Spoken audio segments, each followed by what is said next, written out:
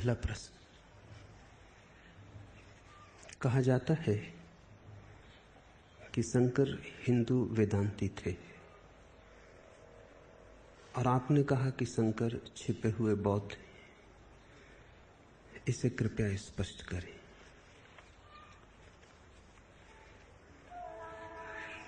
शंकर छिपे हुए बौद्ध भी हैं, छिपे हुए जैन भी, छिपे हुए मुसलमान भी। वैसे ही जैसे बुद्ध छिपे हुए हिंदू हैं, छिपे हुए जैन भी, छिपे हुए ईसाई भी, और वैसे ही जैसे क्राइस्ट छिपे हुए हिंदू हैं, छिपे हुए मुसलमान, छिपे हुए बौद्ध भी। जिन्होंने जाना है उन्होंने एक को ही जाना है, दो हैं ही नहीं जानने को। हिंदू, मुसलमान, ईसाई सब ऊपर ऊपर के नाम हैं, ऊपर की पहचान है, भीतर का सत्य एक है। भाषा अलग होगी, जो कहा गया है वह अलग नहीं है। ढंग अलग होगा कहने का, समझाने की प्रक्रिया अलग होगी, लेकिन जो स्वाद मिला है उसके अलग होने की कोई संभावना नहीं। इसे ठीक से समझ लेना जरूरी है। इसकी ना समझी न मालूम कितने उपद्रव का कारण बनती। हिंदू मुसलमान से लड़ते हैं, जैन बौद्धों से लड़ते हैं, और जहां किसी तरह का संघर्ष दिखाई पड़े समझ लेना कि सत्य वहां से खो जाता है। तुम्हारे लड़ने में ही सत्य की हत्या हो जाती है, तुम्हारे संघर्ष में ही असत्य निर्मित हो जाता है। क्योंकि जहां भी संघर्ष है वहीं हिंसा है। फिर चाहे हिंसा शरीर के संघर्ष में प्रकट हो या बुद्धि के संघर्ष में, इससे कुछ भेद नहीं पड़ता। दूसरे को मिटाने की चेष्टा चाहे शरीरगत हो और चाहे मानसिक, हिंसा हिंसा है। दूसरे में गलत देखने की आकांक्षा और वृत्ति हिंसा का ही फैलाव है। जब तक तुम विपरीत में भी स्वयं को न देख पाओ तब तक जानना मन से ऊपर उठना नहीं हुआ, चेतना के मंदिर में प्रवेश नहीं हुआ। उस मंदिर के बहुत द्वार हैं और प्रत्येक द्वार से प्रवेश संभव है। और जो मंदिर में प्रविष्ट हो जाता है वो द्वार को भूल जाता है। कौन याद रखता है द्वार को प्रवेश के बाद? प्रवेश के पहले द्वार बहुत महत्वपूर्ण मालूम होता है, क्योंकि उससे ही प्रवेश करना है। लेकिन प्रवेश के बाद द्वार व्यर्थ हो जाता है, द्वार की तरफ पीठ हो जाती है। प्रवेश के बाद, प्रवेश के पहले द्वार की तरफ आंख थी। सब संप्रदाय द्वार है, और जब तक संप्रदाय तुम्हें बहुत महत्वपूर्ण मालूम पड़े, हिंदू, मुसलमान, जैन, तब तक जानना मंदिर में प्रवेश नहीं हुआ, अभी द्वार पर आंख अटकी है। जब मंदिर में प्रवेश हो जाएगा तो द्वार की तरफ पीठ हो जाएगी। न हिंदू अर्थपूर्ण रह जाएगा, न मुसलमान अर्थपूर्ण रह जाएगा। वो जो महाअर्थ प्रकट होगा मंदिर के अंतर्गृह में, वो तुम्हारे संप्रदाय को ही नहीं, तुम्हारे शास्त्र को ही नहीं, तुम्हें भी मिटा ले जाएगा। सब कुछ बह जाएगा उस बाढ़ में, और उस बाढ़ के बाद जो बच रहता है वही तुम्हारा स्वभाव है। उस बाढ़ में जो भी प्रभाव था सब बह जाएगा। उस बाढ़ में जो भी ऊपर के आवरण से सब बिखर जाएंगे। उस बाढ़ में जो भी विजाती था उससे तुम्हारे संबंध टूट जाएंगे। केवल तुम बचोगे अपनी शुद्धतम, कुंवारेपन, अपनी निर्दोषिता में, और उसका स्वरूप तुम लाख उपाय करो तो भी बिना अनुभव के नहीं समझा जा सकता। उसका स्वाद ही लेना होगा, उस मस्ती में डूबना ही होगा, उस नशे को पीना ही होगा। जब तक तुम मदमत्त होकर, सब भांति खोकर, सब कुछ लुटाकर उसमें न डूब जाओगे, जब तक तुम बाकी रहोगे तब तक संसार बाकी रहेगा। जब तुम मिट जाओगे तभी परमात्मा शुरू होता है। जहां तक खुदी है वहां तक खुदा नहीं, और जहां खुदी की समाप्ति है वहीं खुदा का प्रारंभ है। शंकर छिपे हुए बौद्ध हैं क्योंकि वे वही कह रहे हैं जो बुद्ध ने कहा, और बुद्ध भी छिपे हुए वेदांती थे क्योंकि वे वही कह रहे थे जो उपनिषद ने कहा है। कपड़े अलग हैं और कभी कभी कपड़े विरोधी भी मालूम पड़ते हैं। इसे थोड़ा समझें। बुद्ध ने उपनिषद और वेदों का विरोध किया और फिर भी उन्होंने उपनिषद वेद को ही सिद्ध किया। विरोध करना पड़ता है। उपनिषद जब जन्मे, जब उपनिषद की गंगा पैदा हुई तो गंगा बड़ी स्वच्छ थी, निर्मल थी, गंगोत्री थी। फिर गंगा बही, हजारों लोगों का स्नान हुआ, हजारों गांवों से गुजरी, गंदी हुई, कूड़ा करकट हुआ, नदी नाले गिरे। जो गंगोत्री में गंगा की पवित्रता है वो आके काशी में नहीं रह जाती, वो रह नहीं सकती। जैसे जैसे समय बीतता है वैसे वैसे मूल स्रोत अपनी स्वच्छता को खो देता है। उपनिषद जब पैदा हुए बुद्ध के कोई 2500 साल पहले, तब उनकी गरिमा अनूठी थी।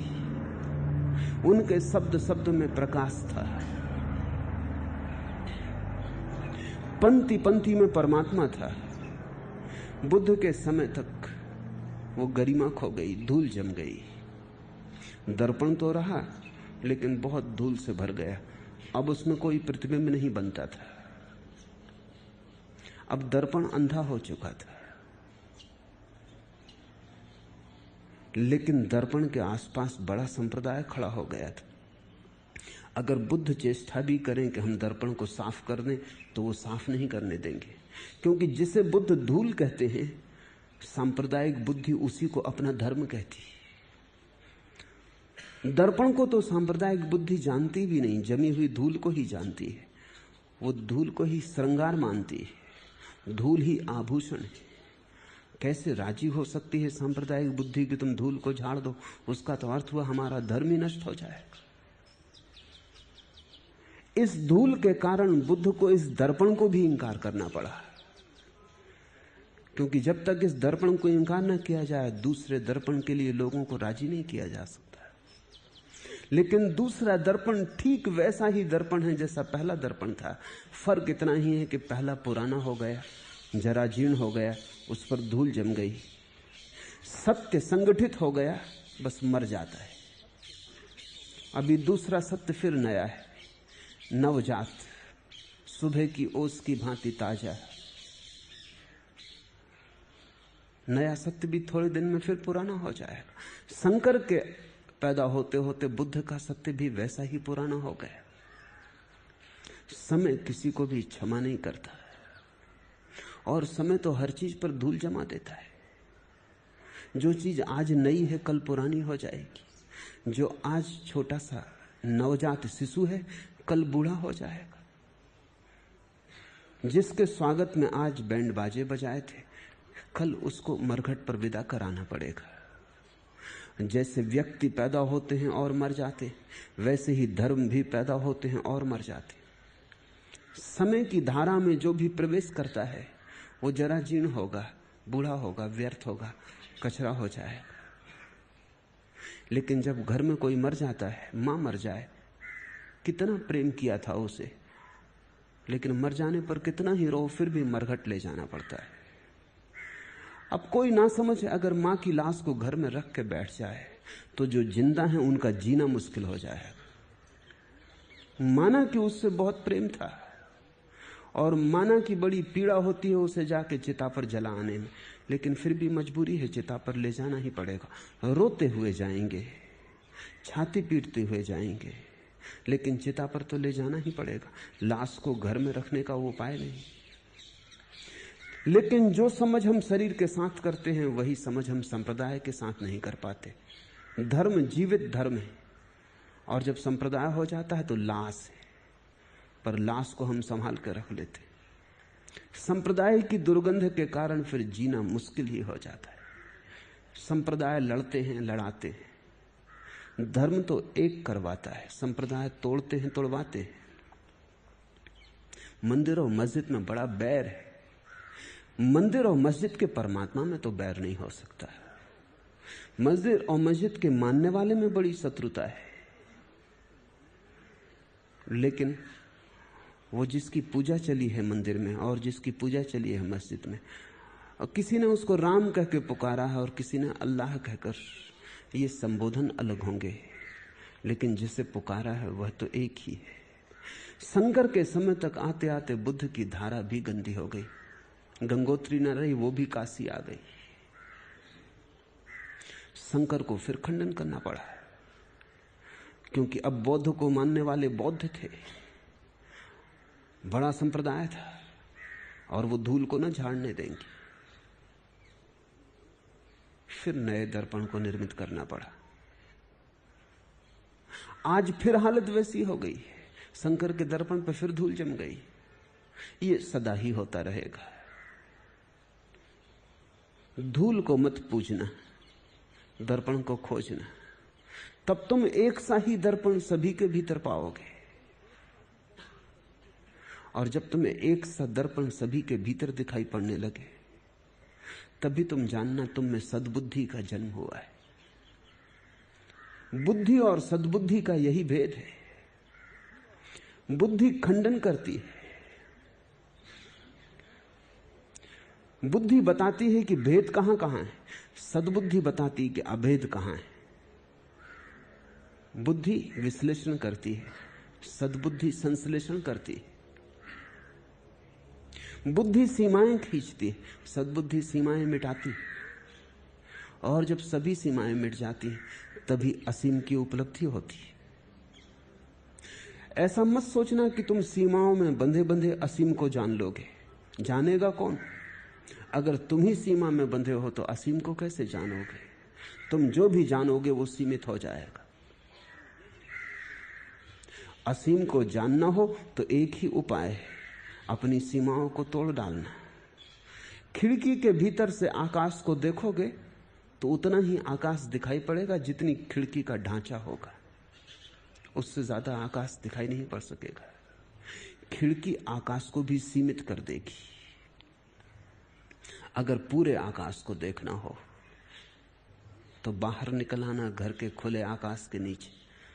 वहां तुम हिंदू भी न रह जाओगे, मुसलमान भी न रह जाओगे, क्योंकि ये नाम खिड़कियों के। खुले आकाश के नीचे तुम मात्र रह जाओगे, और वो तुम्हारा मात्र रह जाना शुद्ध अस्तित्व ही असीम के जानने का उपाय है। असीम को जानना हो तो असीम होना पड़ेगा, वही एकमात्र शर्त है, क्योंकि समान ही समान को जान सकता है। तुम सीमाओं में बंधे असीम को जानने चलोगे, कैसे जान पाओगे? तुम अपनी सीमाएं तो अपने साथ ही लेकर चलोगे, उन्हीं के भीतर से झांकोगे, तुम्हें वही दिखाई पड़ेगा जो तुम्हारी सीमाएं दिखा सकती। शंकर ही छिपे हुए बौद्ध नहीं, बुद्ध भी छिपे हुए वेदांती हैं। जो भ्रष्ट हो चुका है उसे नष्ट करना होता है, जो विकृत हो गया है उसे विनाश करना होता है, जो जराजीर्ण हो गया है उसे चिता पर रखना होता है, ताकि नए के लिए स्थान रिक्त हो जाए। मन कहता है पुराने को बचा लो, मन कहता है पुराने को संभाल लो, लेकिन अगर तुम पुराने को बहुत संभाले जाओगे तो नए को जगह ना मिलेगी। बूढ़े का जाना जरूरी है ताकि बच्चे आ सके। जरा जीर्ण वृक्ष गिरेगा ताकि नए अंकुर फूट सके। मैंने सुना है एक बहुत पुराना चर्च था, वो जरा जीर्ण हो गया था। हवा चलती तो लगता कि अब गिरा तब गिरा। उसमें पूजा करने वाले लोग भी डरने लगे थे, कभी भी गिर सकता था। आखिर ट्रस्टियों ने बैठक की कि अब कुछ करना ही होगा। अब तो पुजारी भी भीतर आने से डरता है, पूजा करने वाले भी डरते हैं, पास से गुजरने वाले भी चर्च के भयभीत होते हैं, क्योंकि कब गिर जाए, किसकी जान ले ले। रास्ता भी निर्जन हो गया, उससे कोई गुजरता नहीं। तो उन्होंने 3 प्रस्ताव स्वीकार किए। एक कि पुराने चर्च को गिराना पड़ेगा, अत्यंत दुख से सर्वसम्मति से उन्होंने स्वीकार किया। और दूसरा कि नए चर्च को बनाना पड़ेगा। ये बड़ी पीड़ा से स्वीकार किया, क्योंकि पुराने से मोह बन जाते। नए से तो परिचय ही नहीं है, अभी नया तो अभी पैदा ही नहीं हुआ, तो नए से तो मोह कैसे हो सकता है? पुराने से मोह होता है। इसलिए तो अगर छोटा बच्चा मर जाए तो उतना दुख नहीं होता। जैसे जैसे उसकी उम्र बड़ी होने लगेगी उतना ज्यादा दुख होगा, क्योंकि उतना परिचय हो जाएगा, उतना संबंध बन जाएगा, उतने राग निर्मित हो जाएंगे। पुराने को गिराना है दुख से, नए को बनाना है मजबूरी है। और तीसरा प्रस्ताव उन्होंने पास किया कि नए चर्च को हम पुराने चर्च की जगह ही बनाएंगे, और जब तक नया न बन जाए तब तक हम पुराने का उपयोग जारी रखेंगे। और नए चर्च में हम पुराने चर्च के ही पत्थरों का उपयोग करेंगे, और जब तक बन न जाए नया चर्च तब तक हम पुराने का उपयोग जारी रखेंगे। और ये भी सर्वसम्मति से स्वीकार कर लिया उन्होंने। वो चर्च अब भी खड़ा है, वो गिर नहीं सकता। मोह मन के बड़े गहरे हैं। और मैं उसी व्यक्ति को धार्मिक कहता हूं जो पुराने को छोड़कर नित्य नूतन और नवीन में जागता चला जाए, जो सदा अपने कुंवारेपन को बचाने में समर्थ है, वही धार्मिक है। जो प्रतिपल अतीत से ऐसे ही बाहर निकल आता है जैसे सांप अपनी पुरानी कैंचुली को छोड़ के बाहर निकल आता है, फिर पीछे लौट के भी नहीं देखता। अगर तुम सद्य नूतन को साध लो, अगर तुम प्रतिपल नए में जीवित हो जाओ, अगर तुम पुराने कूड़े कबाड़ को न धो, तो उस नवीनता में ही तुम सनातन को पालोगे। उस प्रतिपल नए होते में ही परमात्मा छिपा है।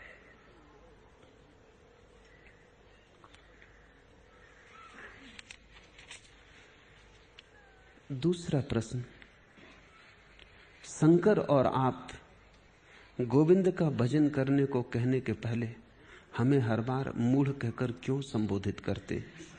क्योंकि तुम हो। कुछ अन्यथा कहना झूठ होगा। और शंकर जब कहते हैं भज गोविंदम भज गोविंदम भज गोविंदम मूढ़ मते, तो बड़े प्रेम से कहते हैं, उनकी करुणा के कारण कहते हैं। वो तुम्हें गाली नहीं दे रहे हैं, क्योंकि शंकर तो गाली दे कैसे सकते? शंकर से तो गाली निकल नहीं सकती, वह तो असंभव है। वे तुम्हें चेता रहे हैं, वे तुम्हें जगा रहे हैं, वे तुम्हें धक्का दे रहे हैं। वे कह रहे हैं उठो, सुबह हुई, बड़ी देर हो गई और तुम अभी तक सो रहे हो। वे मूढ़ कहते हैं क्योंकि जब तक वे कुछ कठोर शब्द ना कहें तुम्हारी नींद ना टूटेगी। और वे मूढ़ कहते हैं क्योंकि यही सत्य है, यही यथार्थ है। मूढ़ता का अर्थ है मूर्छा। मूढ़ता का अर्थ है सोए सोए जीना। मूढ़ता का अर्थ है विवेकहीनता। मूढ़ता का अर्थ है जागरण की कमी, होश का न होना। जब तुम क्रोध में होते हो तब तुम ज्यादा मूढ़ हो जाते हो, क्योंकि तब होश और भी खो जाता है। लेकिन कभी कभी तुम होश में होते हो तब तुम उतने मूढ़ नहीं होते। और तुम भी जानते हो कि कभी तुम कम मूढ़ होते हो, कभी ज्यादा मूढ़ होते हो। कभी मन में मोह भर जाता है तो मूढ़ता बढ़ जाती, कभी मन में वासना भर जाती तो मूढ़ता भर जाती।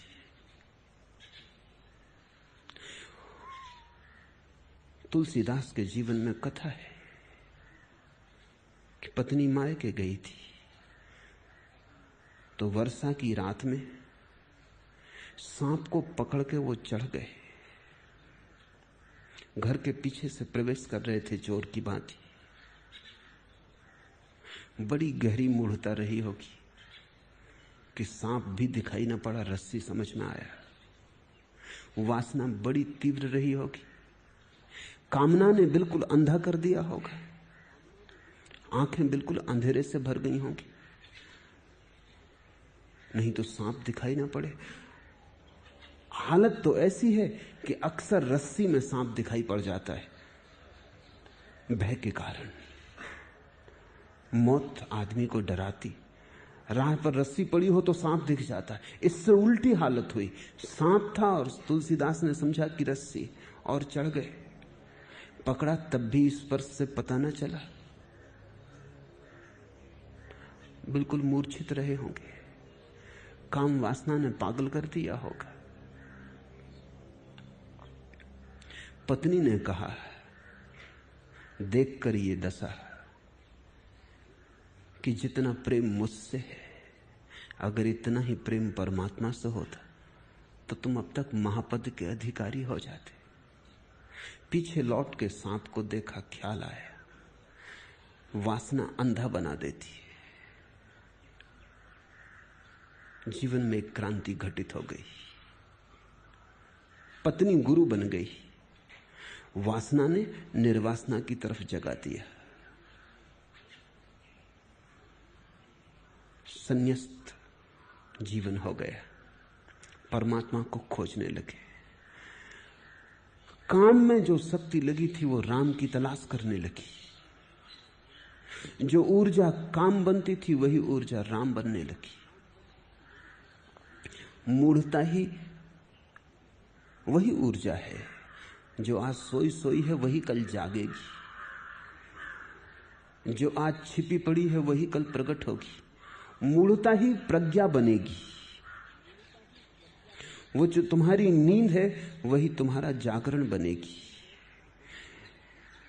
इसलिए उससे नाराज मत होना, और ना ही मन में निंदा से भरना, और ना ही अपनी मूढ़ता को छिपाने की कोशिश करना। बहुत लोग वही कर रहे हैं।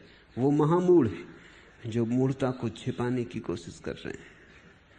तो तुम छोटी मोटी जानकारी इकट्ठी कर लेते हो, अपनी मूढ़ता को जानकारी से ढांक लेते हो।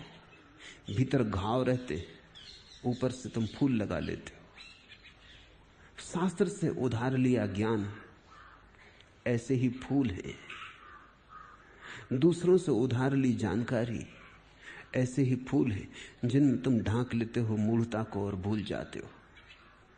मूढ़ता को भूलना नहीं है, मूढ़ता को याद रखना है, क्योंकि याद रखो तो ही उसे मिटाया जा सकता है। भूल गए तो मिटना असंभव है।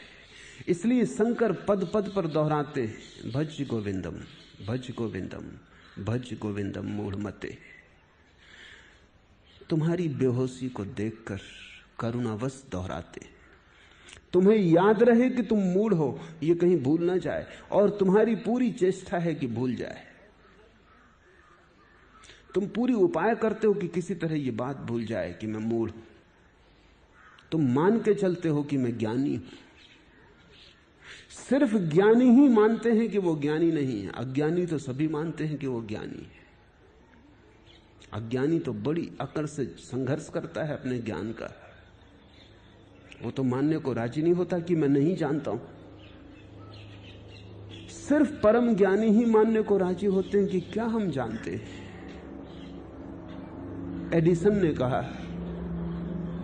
कि लोग कहते हैं कि मैं बहुत जानता हूं, और मेरी हालत ऐसी है जैसे एक छोटे बच्चे ने सागर के किनारे कुछ शंख और सीप इकट्ठे कर लिए।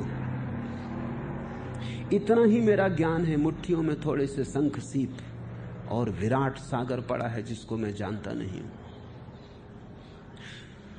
तुम्हें अपना छोटा सा ज्ञान बहुत बड़ा मालूम पड़ता है। एक छोटा सा दिया जला लिया है, उसकी टिमटिमाती रोशनी पड़ती है चारों तरफ, थोड़ी सी जगह रोशन हो जाती, इसको तुम ज्ञान कहते हो। और अनंत पड़ा है, अंधकार से भरा, उसका तुम्हें कोई होश नहीं है। जब तुम समझोगे अपनी मूढ़ता को तो तुम कहोगे ये भी कोई ज्ञान है, ये टिमटिमाती दिए की रोशनी। अनंत पड़ा है यात्रा के लिए, अनंत पड़ा है अन्वेषण के लिए, अनंत पड़ा है खोजने के लिए। और मैं इन शंख सीपियों को हाथ में बटोर कर ज्ञानी हो रहा हूं, तब तुम इस ज्ञान को भी छोड़ दोगे। और जिस दिन तुम जानोगे कि तुम मूढ़ हो, इस होश से भरोगे, उसी दिन मूढ़ता पिघलने लगी। क्योंकि ये होश मूढ़ता के बाहर ले जाएगा। मूढ़ता बेहोशी है तो होश के साथ टूटने लगेगी। मनोवैज्ञानिक कहते हैं कि अगर किसी पागल को यह समझ में आ जाए कि मैं पागल हूं तो वो ठीक हो जाएगा। पागल को समझ में नहीं आता कि वो पागल है, वो तो यही समझता है कि दुनिया पागल है। खलील जिब्रान ने लिखा है कि एक मित्र पागल हो गया तो वो उसे मिलने पागल खाने गया। वो एक बेंच पर बैठा था बगीचे की पागल खाने की। जिब्रान उसके पास जाके बैठ गया और उसने बड़े दया भाव से कहा कि मित्र, बड़ा दुख होता है तुम्हें यहां देखकर। उसने बड़े गौर से जिब्रान को देखा और कहा, दुख? दुख किस बात का? जिब्रान ने कहा, यह देखकर कि तुम्हें पागल खाना आना पड़ा। वो पागल हंसने लगा। उसने कहा, तुम गलती में हो। जब से हम यहां आए तब से ही हमें गैर पागलों का सत्संग हुआ। बाहर तो सब पागल, और उनसे छुटकारा हो गया, ये हमारा सौभाग्य। तुम इसे पागल खाना समझ रहे हो? पागल खाना बाहर है, दीवालों के बाहर। यहां थोड़े से चुने हुए बुद्धिमान लोग रहते। पागल को समझ में कैसे आए कि वो पागल है? इतनी ही समझ होती तो पागल कैसे होता? और पागल को इतना ही समझ आ जाए कि मैं पागल हूं तो पागलपन टूटने लगा। ऐसा समझो कि रात तुम्हें नींद में समझ में आ जाए कि तुम सपना देख रहे हो तो सपना टूटने लगा। सपना देखने के लिए जरूरी है कि तुम्हें याद ना आए कि तुम सपना देख रहे हो। सुबह याद आएगी जब सपना टूट जाएगा। जब सपना चल रहा है तब तो तुम ऐसी समझोगे कि सब सत्य हो रहा है। अगर वहीं बीच सपने में याद आ जाए कि ये सपना है, उसी वक्त टूट जाएगा। गुरजीएफ अपने शिष्यों को कहता था कि बड़े सपने को तोड़ने के पहले छोटे सपनों को तोड़ना सीखो। ये बड़ा संसार माया है, इसको तुम तोड़ ना पाओगे जब तक तुम छोटे सपने ही नहीं तोड़ सकते। रात का सपना ही नहीं टूटता तो दिन का सपना क्या खाक टूटेगा? तो गुरजीएफ अपने शिष्यों को कहता था कि रात सोते वक्त, प्रति रात सोते वक्त एक ही ध्यान करते हुए सो कि जब सपना आए तो साथ मुझे याद भी आ जाए कि ये सपना है। कोई 3 साल लगते हैं रात का सपना तोड़ने में। 3 साल निरंतर प्रति रात्रि यही विचार, यही चिंतन, यही मनन, यही ध्यान करते सोते सोते एक दिन ऐसी घड़ी आती, परम सौभाग्य की घड़ी है वो, जिस दिन अचानक रात में सपने के साथ ही याद भी आ जाती कि ये सपना है। बस इतनी याद आते ही सपना टूट जाता है और नींद में भी होश प्रवेश हो जाता है। उसी दिन से सपने खो जाते हैं, फिर सपने नहीं आते और तभी तुम बड़े सपने में जाग सकते हो। ये जो खुली आंख का सपना है ये बड़ा सपना है। रात का सपना तो निजी है, प्राइवेट है, अकेले अकेले का है। पति भी अपनी पत्नी को अपने सपने में नहीं बुला सकता, एकदम निजी है। मित्र अपने मित्र को सपने में नहीं बुला सकता है। कोई अपने सपने में किसी को साझीदार नहीं बना सकता। बड़ा आत्यंतिक है, अकेले का है। ये सपना सामूहिक है, सार्वजनिक है। ये तो टूटना बहुत मुश्किल है, क्योंकि तुम्हारा अकेले का है भी नहीं, सबका सामूहिक है, संयुक्त है। लेकिन अगर पहला सपना टूट जाए तो फिर वही याद इस सपने में भी काम आ जाती। फिर यही याद पर्याप्त है कि इस जागते हुए में भी मुझे याद बनी रहेगी ये सपना है। तुम कभी ख्याल करो, किसी ने तुम्हें गाली दी और तुम सिर्फ स्मरण कर लो कि ये सपना है, क्रोध असंभव हो जाएगा। तुम्हारी कोई बहुमूल्य चीज गिर गई और टूट गई, जरा स्मरण कर लो कि सब सपना है, दुख विलीन हो जाएगा। पत्नी मर गई या पति मर गया या बेटा चल बसा, मुश्किल होगा याद करना कि सब सपना है, लेकिन काश तुम कर लो, दुख विसर्जित हो गया। जिसने जान लिया कि सपना है, उसे न फिर मौत हिला पाती है, न जीवन डिगा पाता है, न सुख सुख मालूम होता, न दुख दुख मालूम होता। इसी को तो बुद्धत्व कहा है, इसी को जिनत्व कहा है। यही परम प्रज्ञा है कि न दुख छुए न सुख छुए। शंकर तुम्हें याद दिला रहे हैं बार बार कि तुम मूढ़ हो, नाराज मत होना, क्योंकि नाराज होने से शंकर का कुछ ना बिगड़ेगा। नाराज होने से तुम सिर्फ इतना ही सिद्ध करोगे कि शंकर बिल्कुल ठीक कह रहे हैं कि तुम मूढ़ हो। शायद तुम महामूढ़ हो, वो सिर्फ मूढ़ ही कह रहे हैं, संकोचवश। तुम जिद करने मत लग जाना कि मैं मूढ़ नहीं हूं, नहीं तो वही तुम्हारी मूढ़ता का रक्षण बन जाएगा। तुम स्वीकार कर लेना, तुम्हारे स्वीकार से ही मूढ़ता टूटेगी। तुम न केवल स्वीकार करना, बल्कि तुम स्वयं को स्मरण दिलाते रहना उठते बैठते कि मैं मूढ़ हूं, मूर्छित हूं, ना समझ हूं, पागल हूं। तुम्हारे कृत्य बदल जाएंगे, तुम्हारा गुणधर्म बदल जाएगा, तुम्हारी चेतना एक नई दिशा में गतिमान हो जाएगी। काश तुम याद रख सको कि तुम ना समझ हो, तो तुम्हें समझदारी का सूत्रपात हो गया। अज्ञान की पहचान ज्ञान का पहला चरण है, और अंधेरों को ठीक से समझ लेना प्रकाश जलाने की पहली शुरुआत है। जो अंधेरे को ही अंधेरा नहीं समझता, जो अंधेपन को अंधापन नहीं समझता, वो आंख की तलाश क्यों करेगा? तुम चिकित्सक के पास जाते हो, चिकित्सक इसकी फिक्र नहीं करता कि तुम्हें कौन सी औषधि दी जाए, पहले फिक्र करता है कि निदान किया जाए, डायग्नोसिस ठीक हो। निदान पहली बात है, चिकित्सा दूसरी बात है। औषधि को खोज लेना सरल है अगर निदान बिल्कुल ठीक ठीक हो जाए। अगर ठीक से बीमारी पकड़ में आ जाए तो औषधि बहुत बड़ी बात नहीं है। इसलिए बड़े चिकित्सक निदान का पैसा लेते हैं, औषधि बताने का नहीं। औषधि तो फिर कोई भी बता सकता है। अगर बीमारी पर हाथ पड़ गया तो औषधि ज्यादा दूर नहीं, वो तो बोतल में भरी रखी है। एक दफा साफ समझ में आ गया कि ये बीमारी है तो औषधि तो अपने आप मिल जाएगी, कोई बड़ी अड़चन की बात नहीं है। शंकर बार बार कह रहे हैं तुमसे कि हे मूढ़, गोविंद को भजो, वो तुम्हारी बीमारी का निदान कर रहे हैं। मूढ़ता तुम्हारी बीमारी है, गोविंद का भजन औषधि है। मगर मूढ़ ही अगर तुम नहीं हो तो भजन तुम गोविंद का क्यों करोगे? अगर तुमने माना कि मैं बीमारी नहीं हूं तो चिकित्सा तुम क्यों लोगे? अगर तुम अपनी बीमारी की ही रक्षा कर रहे हो और तुम दावा करते हो कि मेरी बीमारी मेरा स्वास्थ्य है, तो फिर तुम असाध्य हो, फिर तुम्हारा उपचार नहीं हो सकता।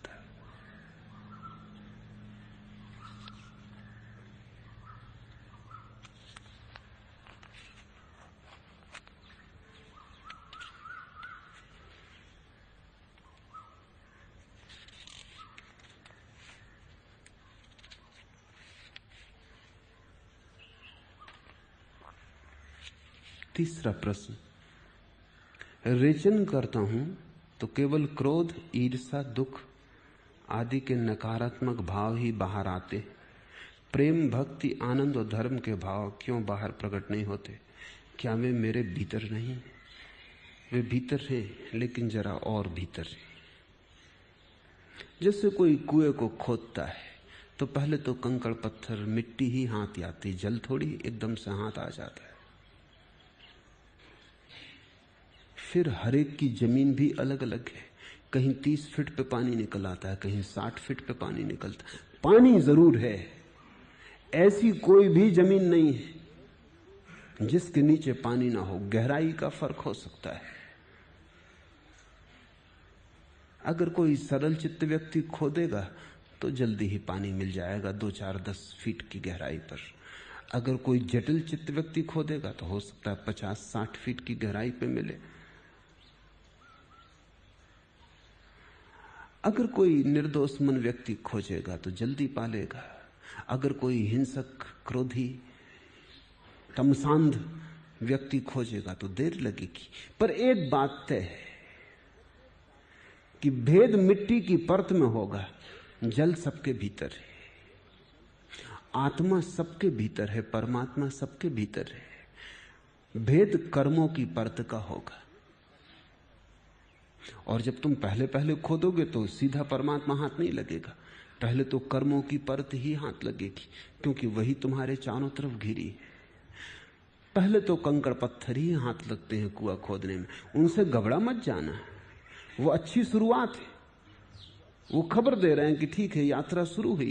कंकड़ पत्थर हाथ लगेंगे, फिर कूड़ा करकट हाथ लगेगा, फिर अच्छी भूमि हाथ आएगी, फिर गीली भूमि हाथ आएगी। तुम रोज कदम कदम करीब पहुंच रहे हो। गीली भूमि जब करीब आ जाए तब तुम समझना कि अब जल ज्यादा दूर नहीं। जल सबके भीतर है, क्योंकि जल न हो तो तुम जियोगे कैसे? जीवन सबके भीतर है, जीवन न हो तो तुम होगे कैसे? कितना ही दूर छिपा रखा हो उसे तुमने, कितने ही आवरण तुमने अपने आसपास बना लिए हो, लेकिन इससे तुम उसे नष्ट नहीं कर पाते। आत्मा तुम्हारे कर्मों से दब सकती है, नष्ट नहीं होती। अब ये तुम पर निर्भर है कि तुमने कितना दबाया है, उतना ही रेचन करना पड़ेगा। और जन्मों जन्मों में हमने दबाया है, इसलिए घबराना मत। रेचन करता हूं तो केवल क्रोध, ईर्ष्या, दुख आदि के नकारात्मक भाव ही हाथ आते। ठीक है, शुभ लक्षण है, उलीच डालो इनको। जब ये बिल्कुल उलीच डालोगे तो इनके नीचे ही छुपी हुई तुम दूसरी धाराएं भी पाओगे। जिस दिन तुम्हारे भीतर से क्रोध बिल्कुल उखाड़ के फेंक दिया जाएगा, उस दिन तुम पाओगे करुणा हाथ आने लगी, क्योंकि करुणा क्रोध का दूसरा पहलू है। जिस दिन तुम पाओगे कि तुम्हारे भीतर से हिंसा बिल्कुल उखड़ गई, वहीं से अहिंसा की शुरुआत हो जाएगी। जब तक तुम पाओगे कि नकारात्मक भाव मिल रहा है, तब तक घबराना मत, खोदते चले जाना। उसके ही नीचे कहीं विधायक भाव भी छिपा है, लेकिन खुदाई करनी पड़ेगी, आलस्य से नहीं हो सकेगा। सतत श्रम जरूरी है और सतत जागरूकता जरूरी है, क्योंकि एक हाथ से तुम खोद सकते हो और दूसरे हाथ से पत्थर मिट्टी वापस डाल सकते हो। सुबह ध्यान जब करोगे तो क्रोध को बाहर निकाल दोगे, और दिन भर बाजार में क्रोध को फिर इकट्ठा कर लोगे, तब तो फिर ये खुदाई कभी ना हो पाएगी। ये तो ऐसा हुआ कि किसी आदमी ने दिन भर कुआं खोदा और रात भर मजदूर लगा के उसे वापस पुरवा दिया, फिर दूसरे दिन सुबह कुएं को खोदना शुरू कर दिया। जीसस की एक कथा है कि एक आदमी ने गेहूं का खेत बोया, लेकिन अचानक पाया कि कोई व्यक्ति घास पात के बीज उसमें फेंक गया है, उसके खेत को नष्ट करने को। नौकर बहुत चिंतित हुए, और जो प्रधान नौकर था वो तो बहुत ही चिंतित हुआ। उन सब ने बैठक की कि क्या करें, ये तो सारी फसल खराब हो जाएगी। मालिक से पूछा, मालिक ने कहा अभी जल्दी मत करो, अब अभी अगर तुम घास पात को उखाड़ने जाओगे तो गेहूं के नन्हे पौधे मर जाएंगे। अब फसल जब काटेंगे तभी दोनों को अलग कर लेंगे। नौकरों को बात जची नहीं। नौकरों ने आपस में सोचा कि ये बात तो ठीक नहीं है, बुराई को अभी मिटा देना उचित है। लेकिन मालिक अगर गलत भी कहे तो मानना पड़ता है। फिर भी उन्होंने कहा हम खोजबीन जारी रखें कि किसने ये शरारत की है। और हमारा मालिक इतना भला आदमी है, सज्जन है, किसने उसके साथ ऐसी शत्रुता की है। उन्होंने बहुत खोजा लेकिन कोई पता ना चला। लेकिन एक सांझ एक नौकर आया प्रधान नौकर के पास और उसने कहा कि मुझे क्षमा कर दें, अब और ज्यादा देर में ये राज छुपाने में असमर्थ हूं। मैं जानता हूं कि किसने ये घास पात के बीज फेंके, क्योंकि मैं उस समय जाग रहा था और मैंने उस आदमी को मेरी आंख के सामने से खेत में जाते देखा। लेकिन मुझे लगता है वो आदमी होश में नहीं था, क्योंकि मैं सामने खड़ा था और उसने ना तो मुझे पहचाना और न मुझे देखा। वो जैसे नींद में था। अब तक मैं छिपाए रहा, अब छिपाना मुश्किल हो रहा है। प्रधान नौकर तो बहुत नाराज हुआ। उसने कहा कि तुम इतनी देर क्यों छिपाए? उस नौकर ने कहा अभी भी मेरी हिम्मत नहीं थी आके कहने की, लेकिन अब बर्दाश्त के बाहर है, पहले मेरी पूरी कथा सुन लो। प्रधान ने कहा तुम पहले उस आदमी का नाम बताओ, वो कौन है, उसे सजा दी जाएगी। वो नौकर जो रहस्य का उद्घाटन करने आया था सिर झुका के बैठ गया। प्रधान ने पूछा तुम बोलते क्यों नहीं, उसका नाम लो, डर क्या है? उस नौकर ने कहा तुम भरोसा ना कर सकोगे, वो हमारे मालिक ने ही वो बीज फेंके, वो घास पात भी हमारे मालिक ने ही वो बीज फेंके। तब दोनों ने तय किया कि इस बात को छिपा के ही रखना उचित है, किसी से कहना उचित नहीं। जीसस की ये कथा ये कहती है कि दिन में तुम जो बनाते हो रात तुम मिटाते हो। रात नींद में, बेहोशी में तुम वही सब मिटा देते हो जो तुमने दिन में होश में बनाया था। ऐसे लोग हैं जिनको निद्रा में चलने का रोग होता है। ऐसे मामले पाए गए, अदालतों में मुकदमे चले, क्योंकि कोई स्त्री रात को उठ के अपने ही कपड़ों में आग लगा देती और सुबह रात सो जाती, किसी को धोखा नहीं दे रही, क्योंकि अपने ही कपड़े हैं जिनका उसे बड़ा मूल्य और प्रेम है, और सुबह रोती चिल्लाती है कि किसने कपड़े जलाती। अब कमरे में कोई आया नहीं, पति सोया है, पत्नी सोई है, कोई और आया नहीं, पति जला नहीं सकता, पत्नी के तो जलाने का सवाल ही नहीं, जरूर कोई भूत प्रेत है। लेकिन खोजबीन से पाया गया कि नींद में उठ के वो स्त्री ही जलाती रही। उसको निद्रा में उठने की बीमारी है। ऐसे लोग हैं जो नींद में उठ के अपने चौके में पहुंच जाते, कुछ खा पी के वापस आके सो जाते। सुबह तुम उनको पूछो वो कहेंगे हमें कुछ पता नहीं, हम उठे ही नहीं। शायद ज्यादा से ज्यादा उनने रात में सपना देखा हो कि उठ के चौके में गए, अगर ज्यादा से ज्यादा याद करेंगे, लेकिन वो कहेंगे वो सपना था, वो भी याद में नहीं आता। प्रत्येक व्यक्ति इस बीमारी का शिकार है, गहरे अर्थों में। एक हाथ से तुम बनाते हो, दूसरे हाथ से तुम मिटाते हो। जिसको तुम प्रेम करते हो उसी को घृणा करते हो, जिसको तुम सम्मान करते हो उसी का मन में निरादर भी रखते हो।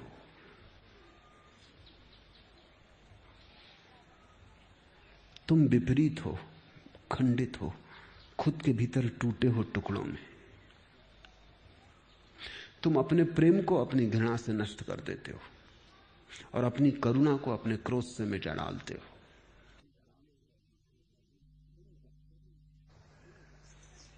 तुम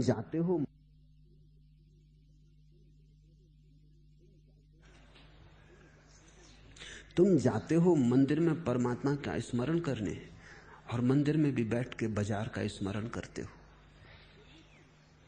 जरूरत ही न थी जाने की, बाजार में ही बैठ सकते थे।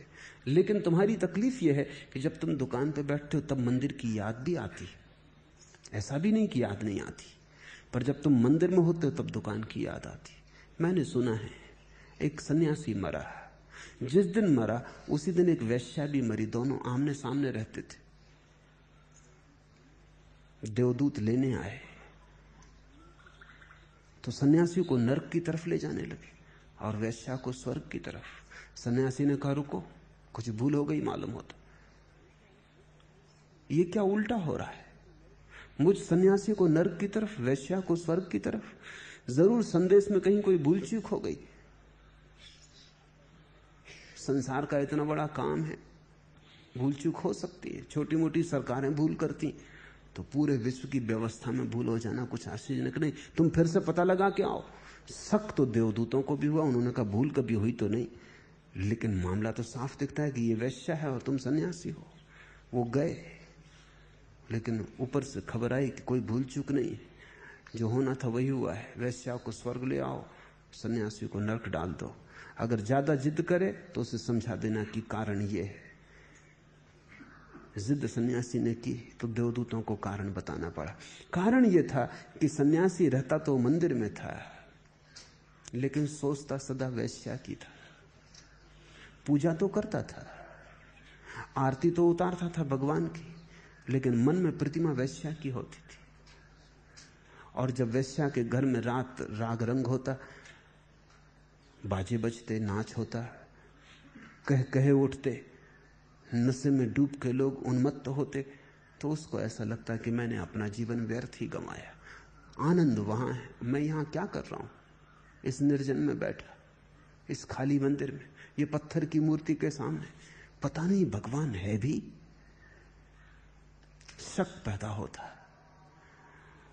और रात जाग के वो करवटें बदलता है और वेश्या को भोगने के सपने देखता है।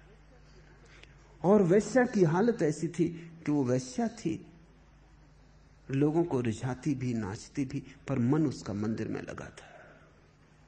वो सदा ये सोचती, जब मंदिर की घंटियां बजती तो वो सोचती कि कब मेरे भाग्य का उदय होगा कि मैं भी मंदिर में प्रवेश कर सकूंगी। मैं अभागी, मैंने अपना जीवन गंदगी में बिता दिया। अगले जन्म में है परमात्मा, मुझे मंदिर की पुजारिन बना देना, मुझे मंदिर के सीढ़ियों की धूल भी बना देगा तो भी चलेगा। उनके पैरों के नीचे पड़ी रहूं जो पूजा को आते हैं, उतना भी बहुत है। जब मंदिर में सुगंध उठती धूप की तो वो आनंद मग्न हो जाती। वो कहती ये भी क्या कम सौभाग्य है कि मैं मंदिर के निकट हूं। बहुत हैं जो मंदिर से दूर हैं। माना कि पापनी हूं, लेकिन जब भी पुजारी पूजा करता तब भी वो आंख बंद करके बैठ जाती। पुजारी वेश्या की सोचता, वेश्या पूजा की सोचती। पुजारी नरक चला गया, वेश्या स्वर्ग चली गई। आदमी बड़ी दुविधा में है। तुम जब बाजार में होते हो मंदिर की सोचते हो, ग्रस्त संन्यास्त होने की सोचते हैं, और तुम्हारे साधु पछताते कि पता नहीं कोई भूल तो नहीं हो गई, कहीं चूक तो नहीं गए, कहीं ऐसा तो नहीं कि यही जीवन सब कुछ है और हम नाहक ही सपने में बैठे हैं कि अगला जीवन होगा, स्वर्ग होगा, मोक्ष होगा। कौन देख आया है? मेरे पास कभी कभी सन्यासी आ जाते हैं, वृद्ध सन्यासी, ईमानदार लोग, क्योंकि बेईमान तो ये बात किसी को कहते नहीं, अपने भीतर ही रखते हैं। ईमानदार सन्यासी, वो मुझे कभी कभी आके कह जाते कि हम 70 वर्ष के हो गए, 40 साल सन्यास्त हो गए, लेकिन अभी तक कुछ मिला नहीं, और अब तो शक भी होने लगा कि है भी, या हम यूं ही गंवा दिए जीवन को। जो भोगने को था वो भी न भोगा, और जो है ही नहीं उसकी आशा में जीवन गंवाया। ये ईमानदार लोग हैं। ये जो कह रहे हैं ये प्रमाणिक है, ये छिपा नहीं रहे हैं। तुम अगर अपने सन्यासियों की भीतरी कथा जान लो तो तुम बड़े चकित होगे। तुम्हारे सिर फिर उनके चरणों में झुकना मुश्किल हो जाएंगे, क्योंकि तुम तो सोच रहे हो कि उन्हें आनंद मिल गया, शांति मिल गई, परमात्मा मिल गया। उनमें से अधिक को कुछ भी नहीं मिला है। वो तुमसे भी बुरी हालत में, उनका संसार तो खो गया है, ये बात पक्की, परमात्मा नहीं मिला है। अब ये थोड़ा जटिल है, संसार के खो जाने से ही परमात्मा नहीं मिलता।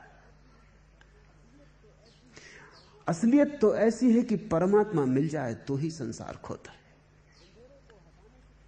अंधेरे को हटाने से थोड़ी प्रकाश पैदा होता है, प्रकाश आ जाए तो अंधेरा हटता है। तो सन्यास कोई नकार नहीं है, विधेय है। पाना पहले होता है, छूटना बाद में होता है, और ये ठीक भी है। जब तक तुम्हें सार्थक का दर्शन न हो जाए तब तक तुम व्यर्थ को छोड़ोगे कैसे? सार्थक का दर्शन ही तो व्यर्थ के छोड़ने का साहस बनेगा। सार्थक को देख लोगे तो व्यर्थ अपने से छूटना शुरू हो जाएगा, उसे छोड़ना भी ना पड़ेगा, छोड़ने की पीड़ा भी ना होगी।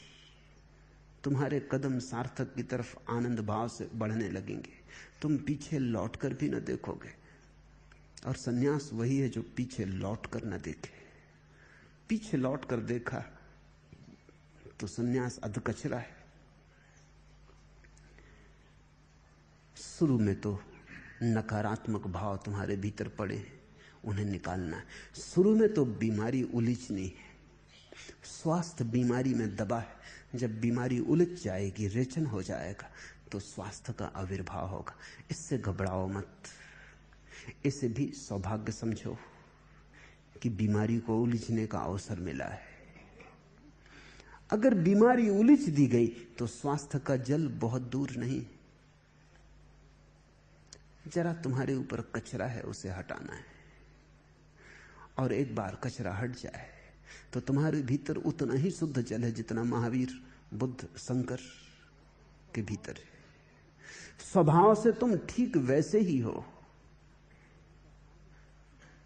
स्वभाव में रत्ती भर फर्क नहीं, हो नहीं सकता। स्वभाव का अर्थ ही यही है कि उसमें कोई फर्क नहीं। पर उस स्वभाव तक पहुंचने के लिए बड़ी खुदाई करनी जरूरी है। जितनी जल्दी शुरू कर दो उतना श्रेयस्कर। और ध्यान यही रखना कि जो उलीचो उसे फिर बार बार भरते मत जाना। ध्यान में जिसे उलीचो फिर ध्यान रखना दिन भर कि उसे वापस भर तो नहीं रहे हो गड्ढे में। अन्यथा जीवन भर श्रम भी करोगे, उपलब्धि भी कुछ ना होगी। बहुत लोग बहुत बार खोदना शुरू करते हैं। बहुत बड़ा सूफी फकीर हुआ जलालुद्दीन रूमी। वो अपने विद्यार्थियों को एक दिन पास के खेत में ले गया। उसने वहां जाके उनको बताया, सारा खेत खराब हो गया था। वो जो खेत का मालिक था उसने पहले कुआं खोदना शुरू किया, एक कोई 15-20 फीट खोदा, फिर पाया कि जल नहीं मिलता तो दूसरी जगह खोदना शुरू किया। पागल रहा होगा, दूसरी जगह भी खोदा, वहां भी नहीं मिला तो उसने तीसरी जगह खोदना शुरू कर दिया। उसने 8 गड्ढे खोद डाले, सारा खेत खराब हो गया। अब वो 9वां खोद रहा था। जलालुद्दीन ने कहा, इस आदमी को देखो, अगर इसने ये सारा श्रम एक ही जगह लगाया होता तो जल कितना ही दूर होता तो भी मिल गया होता। लेकिन ये 10-20 फीट खोदता है और सोचता है कि जब इतने दूर तक नहीं मिला तो आगे कैसे मिलेगा, तो कहीं और खोदो, ये जगह जल नहीं। फिर 10-20 फीट खोदता है। ऐसे ये 8 गड्ढे खोद चुका है, सब मिलकर 160 फीट की खुदाई हो चुकी और जल नहीं मिला। अगर 160 फीट ये एक ही जगह खोद लेता तो जल मिलना सुनिश्चित है। तुम जीवन में बहुत बार खुदाई शुरू करोगे, कभी ध्यान शुरू कर देते हो, जोश आ जाता है, 15 दिन, महीना चला, फिर शांत हो गए। फिर 2-4 साल बाद ख्याल आया, फिर थोड़ी सी खुदाई की, फिर शांत हो गए। ऐसे तुम कई गड्ढे खोद लोगे लेकिन जल तक न पहुंचोगे, तुम्हारा खेत खराब हो जाएगा। और अगर ये तुम्हारी आदत बन गई कि 10-5 दिन कर लेना और छोड़ देना, इससे तो बेहतर है तुम खोदते ही ना, क्योंकि वो व्यर्थ गया श्रम। जब तक जल ही ना मिल जाए तब तक गया हुआ श्रम व्यर्थ है। सातत्य चाहिए।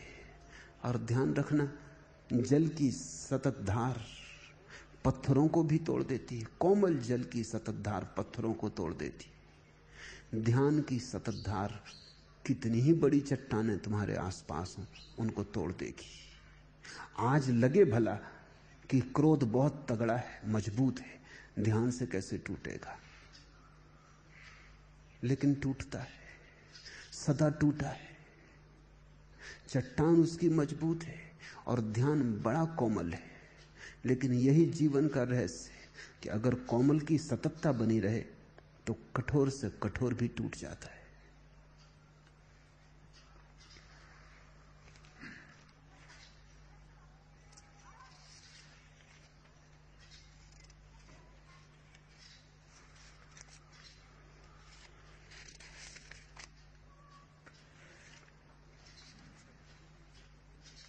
चौथा प्रश्न, आप कहते हैं कि भजन में खो जाना नशा है।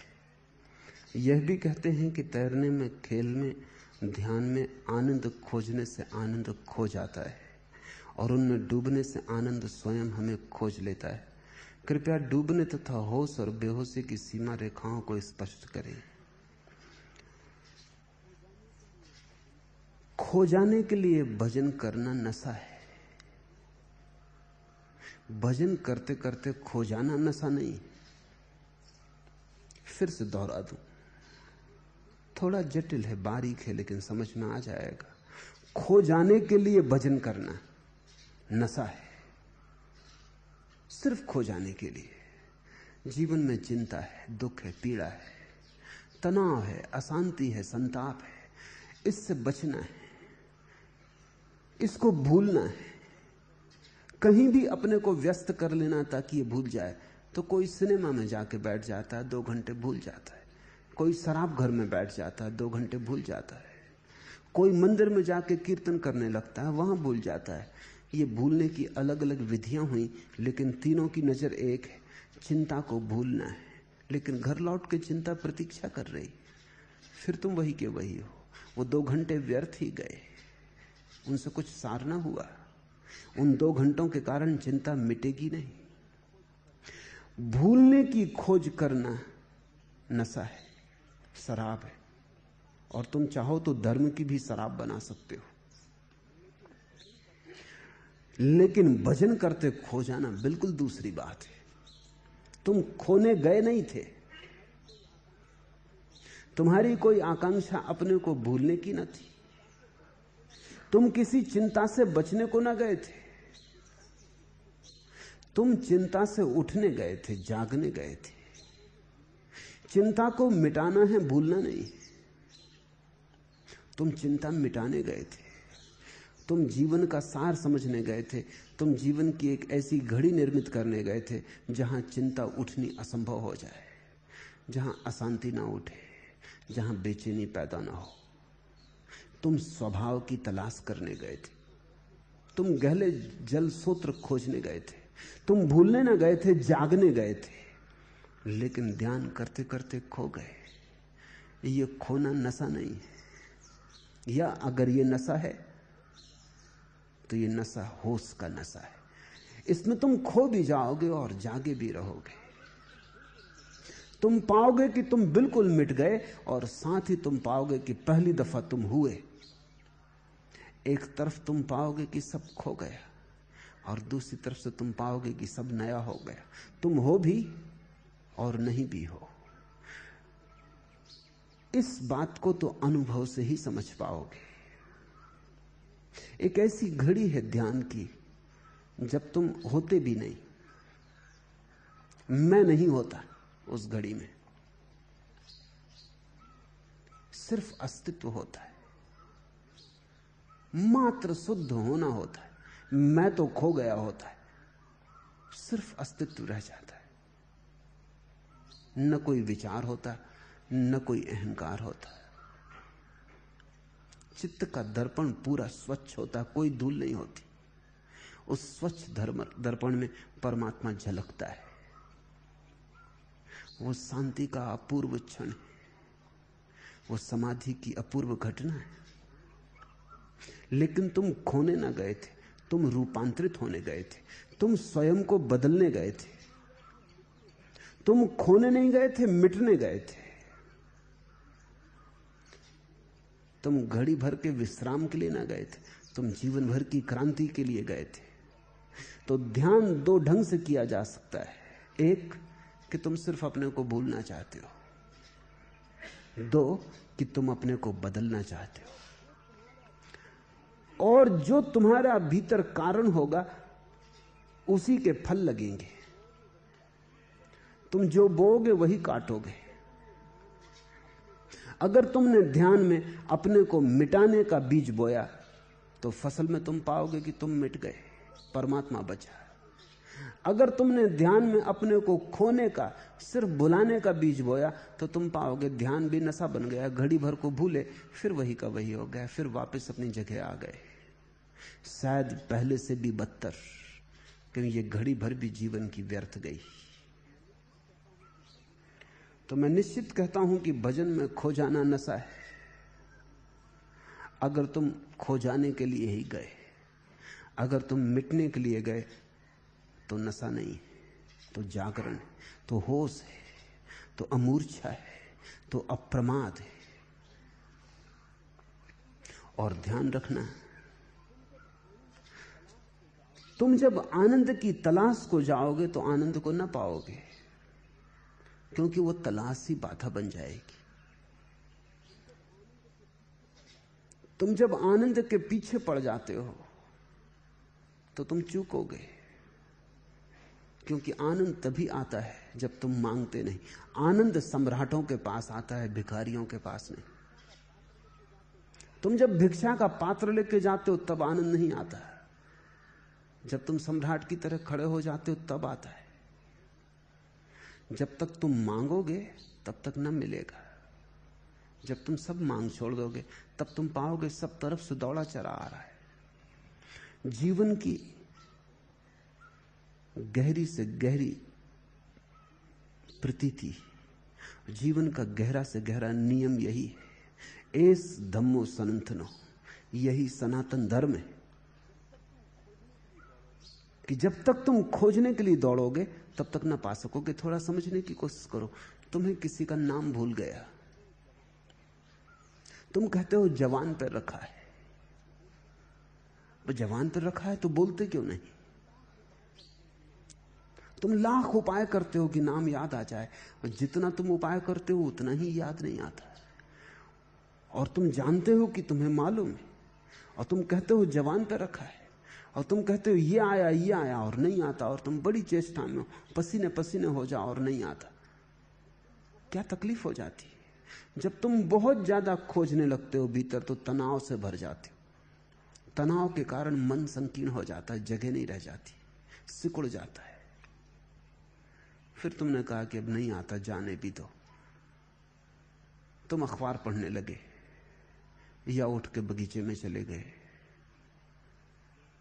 या चाय पीने लगे, और अचानक जैसे ही तुम भूल गए कि याद करना है, नाम आ गया। क्या घटना घटती है? जब तुम चेष्टा करते हो तब तुम बड़े अशांत हो जाते हो चेष्टा के कारण। लाना है और नहीं आ रहा। जब तुम चेष्टा छोड़ देते हो तुम शांत हो जाते हो। उस शांति के क्षण में अपने आप आ जाता है। आनंद तुम्हारा स्वभाव है। जब तुम चेष्टा करते हो सुकड़ जाते हो, तुम्हारे भीतर है, कहीं से लाना नहीं है, लेकिन तुम इतने सुकड़ जाते हो कि जगह नहीं रह जाती आने की। तुमने देखा होगा जितनी तुम जल्दी करो उतनी देर हो जाती है। किसी दिन ट्रेन पकड़नी तो जल्दी करते हो तो बटन उल्टी लग जाती, नीचे की ऊपर लग जाती। जितनी जल्दी करते हो सूटकेस बंद नहीं होता, और भागा दौड़ी करते हो, चाबी घर भूल आए या टिकट ही नहीं ला पाए, स्टेशन भी पहुंच गए तो बेकार। और तुम जानते हो कि यही तुम अगर बिना बेचैनी के करो तो इतने ही समय में इससे ज्यादा सुविधा से हो जाएगा। रोज तुम कोट की बटन लगाते हो, कभी उल्टी नहीं लगती, लेकिन जिस दिन जल्दी हो उस दिन उल्टी लगती। कोट कोई तुम्हारा दुश्मन? कि कोर्ट कोई बैठा है, राह देख रहा है कि जिस दिन जल्दी हो उस दिन बताएंगे। कोर्ट को क्या लेना देना है? लेकिन तुम्हारी जल्दी कपा देती है, चिंतित कर देती है, हाथ उल्टा सीधा घूम जाता है, कुछ का कुछ हो जाता है।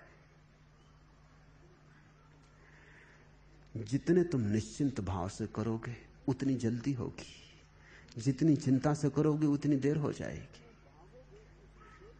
जितने भागोगे उतनी देर से पहुंचोगे, जितने आहिस्ता चलोगे उतने जल्दी पहुंच जाओगे। ये बात उल्टी लगती है नहीं, क्योंकि धैर्य बड़ी शक्ति है और न मांगना बड़ा गहरा आत्मविश्वास है। आनंद मिलता है तब जब तुम आनंद की तलाश ही नहीं कर रहे होते, तभी चारों तरफ से, बाहर भीतर से, सब तरफ से आनंद उत्सव शुरू हो जाता है। तलाश छोड़ो, मांग मत रखो, ध्यान को साधन मत समझो, साध्य समझो। ऐसा मत सोचो कि आनंद मिलेगा इसलिए कर रहे हैं। करने में आनंद लो। आनंद मिलेगा इसलिए नहीं, करना ही आनंद है। और जब करना आनंद बन जाए, साधन साध्य हो जाए, तो राह पर ही मंजिल आ जाती। तब तुम जहां बैठे हो वहीं तुम्हारा परमात्मा प्रकट हो जाता है। तुम्हें कहीं जाना नहीं पड़ता, और जाओगे भी तुम कहां, उसका कोई पता ठिकाना भी नहीं। उसके घर का तुम्हें कुछ सूत्र भी नहीं तुम्हारे हाथ में है। कहां खोजोगे आनंद को? कहां खोजोगे सत्य को? कहां खोजोगे मोक्ष को? कहां खोजोगे? तुम शांत होकर बैठ जाओ। बुद्ध की प्रतिमा देखी, महावीर की प्रतिमा देखी, शंकर की प्रतिमा देखी, चलते हुए नहीं मालूम पड़ रहे, भागते हुए नहीं मालूम पड़ रहे, कहीं जाते हुए नहीं मालूम पड़ रहे, बैठे हैं, शांत हैं। चेहरे पर इतना भी भाव नहीं दिखाई पड़ता कि कुछ खोज रहे हो। गौर से महावीर की प्रतिमा में देखना, चेहरे पे कोई जल्दी मालूम पड़ती, चेहरे पे कोई ऐसा भाव मालूम पड़ता है कि कोई खोज कर रहे हैं? कुछ भी नहीं मालूम पड़ता, बस बैठे हैं। न कोई खोज है, न कोई आकांक्षा है, न कोई फल है, न कोई भविष्य है, बस यहां और अभी। अगर तुमने महावीर, बुद्ध और शंकर की प्रतिमाएं देखी तो तुम उनको पाओगे कि उनका पूरा संदेश इतना है कि अभी और यहां शांत बैठे हैं। न कहीं जाना है, न कुछ होना है, न कुछ पाना है, कोई दौड़ नहीं, कोई वासना नहीं। बस उसी घड़ी में सब घट जाता है, बरस जाता है आकाश।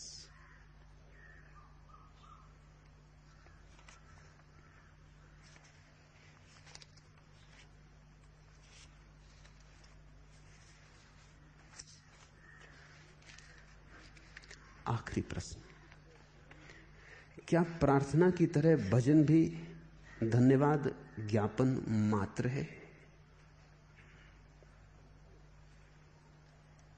प्रार्थना बीज है, भजन वृक्ष। प्रार्थना अप्रगट है, भजन प्रगट। भजन नाचती हुई प्रार्थना है, गाती हुई प्रार्थना है। भजन अभिव्यक्ति है प्रार्थना की। अगर प्रार्थना देखनी है तो तुम्हें महावीर और बुद्ध में दिखाई पड़ेगी। अगर भजन देखना है तो मीरा और चैतन्य में। बुद्ध और महावीर में जो भीतर संभला हुआ है, मीरा और चैतन्य में बाहर बह गया है। बुद्ध और महावीर में जो थिर है, मीरा और चैतन्य में नाच उठा है। भजन प्रार्थना की अभिव्यंजना है। ऐसा समझो कि तुम्हें किसी के प्रति प्रेम है, तुम इसे भीतर भी रख सकते हो, कोई जरूरत नहीं कहने की। कभी तुम ऐसा ना भी कहो कि मुझे तुझसे प्रेम है तो भी चलेगा, तुम भीतर ही भीतर रख सकते हो, संभाले रखते हो। अक्सर स्त्रियां किसी को कहती नहीं कि उन्हें प्रेम है, संभाल के रखती है। कहना क्या? होना काफी है। लेकिन कभी प्रेम प्रकट भी होता है, कभी गीत में, कभी हाथ के स्पर्श में, कभी आंख की भाव व्यंजना में, कभी मौन में भी। लेकिन जब भी प्रकट होता है तब फूल खिल जाते, बीज बीज नहीं रह जाता। दोनों सुंदर हैं। दो तरह के लोग हैं दुनिया में। कुछ लोग हैं जिन्हें प्रार्थना काफी है,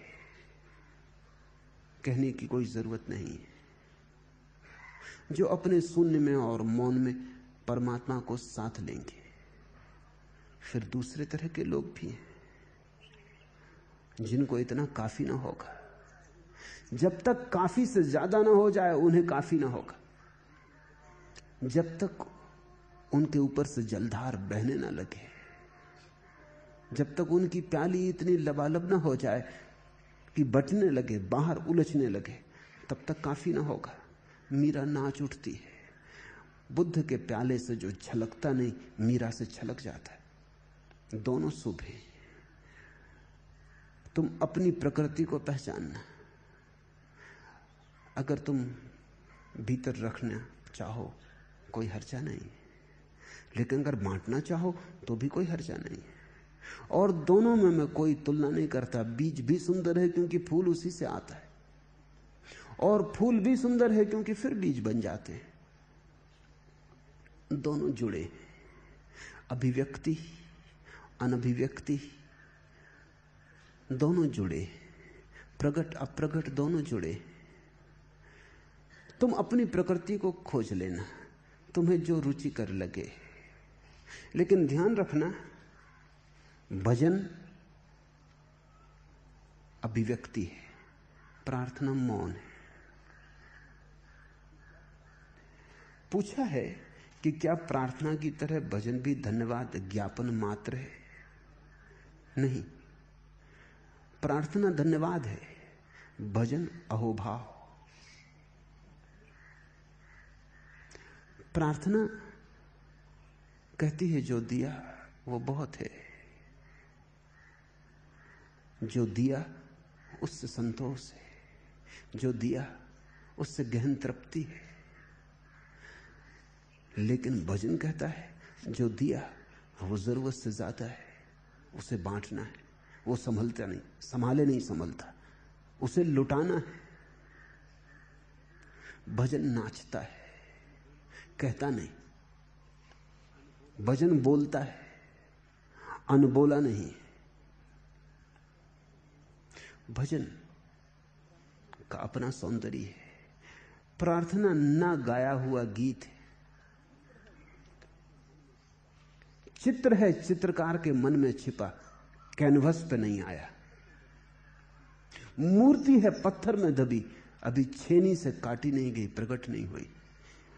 भजन प्रकट मूर्ति है, पत्थर काटा गया, छेनी ने काम कर दिया है। भजन गाया हुआ गीत है। रविन्द्रनाथ मरने के 2 दिन पहले एक मित्र मिलने आया और उसने कहा कि चिंतित होने की तो कोई जरूरत नहीं, तुम्हारा जीवन तो सफलता का जीवन था। पुराने साथी हैं दोनों, बचपन के मित्र, दोनों बूढ़े हो गए। दूसरे ने कहा कि तुम तो शांति से मर सकते हो, दुख से मरे तो हम। कुछ पाया नहीं, ऐसे ही गंवा दिया जीवन। तुमने इतने गीत गाए, 6000 गीत रविन्द्रनाथ ने गाए। कहते इतने गीत संसार में किसी कवि ने नहीं गाए। पश्चिम में महाकवि शैली का नाम, पर उसके भी गीत 3000 हैं। रविन्द्रनाथ के गीत 6000 हैं, और 6000 ही गीत संगीत में बांधे जा सकते हैं। नोबेल पुरस्कार तुम्हें मिला, उस बूढ़े ने कहा तुम सब तरह से सम्मानित हुए, तुम शांति से मर सकते हो, अशांति से मरे हम। तुम तो विदा हो सकते हो, तुम परमात्मा को धन्यवाद दे सकते हो। रविन्द्रनाथ ये सब सुनते रहे, फिर उन्होंने कहा कि सुनो, मैं जो गीत गाना चाहता था वो अभी तक गा नहीं पाया। वो अभी भी मेरे भीतर बीज की तरह पड़ा है। वो जो 6000 मैंने गाए वो मेरी असफल चेष्टाएं हैं उस एक गीत को गाने के लिए। वो जो गीत मेरे भीतर बीज की तरह पड़ा है, उसको गाने के लिए मैंने चेष्टाएं की हैं, हर बार असफल हुआ हूं। तुमने उन गीतों में कुछ पाया होगा, मेरी वो असफलता की कथाएं। और मेरा गीत अभी गाया गया नहीं, अभी मैं बिन गाया पड़ा हूं। और मैं परमात्मा से शिकायत कर रहा हूं कि तू उठाने को आ गया। अभी तो साज बिठा पाए थे, ठोंक पीट की थी, तार बिठा पाए थे, सितार तैयार हुआ था, लोगों ने समझा हम गीत गा रहे थे, हम साज बिठा रहे थे। अब जबकि गीत गाने का क्षण करीब आ रहा था, जब अनुभव ने पका दिया था और प्राण राजी हुए थे और सब सार संभल गए थे, तब उठने का वक्त आ गया। ये भी कोई बात हुई?